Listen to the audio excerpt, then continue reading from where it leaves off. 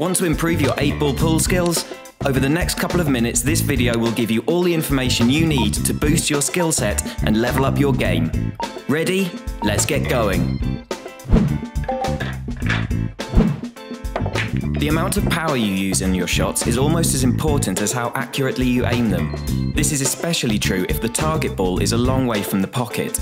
The harder you hit a shot, the more likely it is that it will stay out. In many cases, a soft touch will give the ball a better chance of dropping into the hole. This is particularly vital information when trying to pot in those tricky middle pockets. Be careful not to use too little power though. You don't want to miss a straightforward shot because you hit it too gently. Don't hit and hope. Judge how much power is needed for each shot and adjust as appropriate.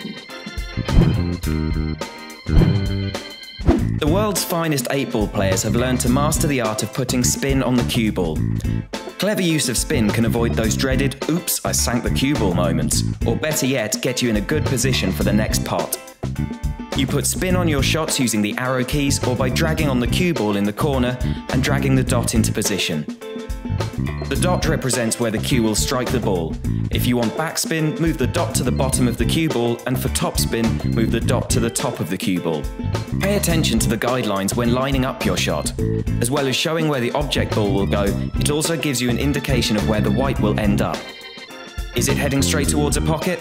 Add some backspin to the cue ball and it should stop in its tracks. Need to get a better angle for your next shot?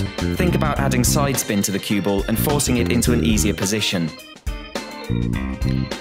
The harder you hit your shot, the more spin will be added to the cue ball. But be careful, as too much power and spin can send it out of control and into a pocket. The pros don't just think about the shot that they're lining up, they're thinking 1, 2 or even 3 shots ahead. This means that they already know which ball they'd like to pot next, after the one they're about to pot. With that in mind, you can start to think about what kind of spin or how much power you need to put on your next shot. If you need to get all the way down the table to make your next shot easier, try and leave a good angle and use plenty of spin and power to get the white into position. Don't leave yourself a longer, tougher shot than necessary. There are a few basic rules that all 8-ball players should know if they want to succeed. Make sure you're not making it harder for yourself. If you pot a ball with your break-off shot, you can still choose whether you want to be stripes or solids. You might think, great, that's a solid already potted, but then realise that the stripes are in a much better position. The choice is still yours until the next ball is potted. If a ball doesn't hit the rail around the table, that shot is a foul. Lots of players make this mistake. It lets your opponent move the cue ball to wherever they want on the table. If you pot the black but the cue ball also goes down, you lose the game. Don't forget about the cue ball's guideline when you're lining up that last shot. If you're playing in the Cairo tier or above, you need to call which pocket you're going to pot the 8-ball in. If you call a pocket and then pot the 8-ball in a different pocket, you'll lose the game. The very top players who have levels in the hundreds and countless tournament wins have become the best because they've simply played a lot of 8-ball pool and refined their skills.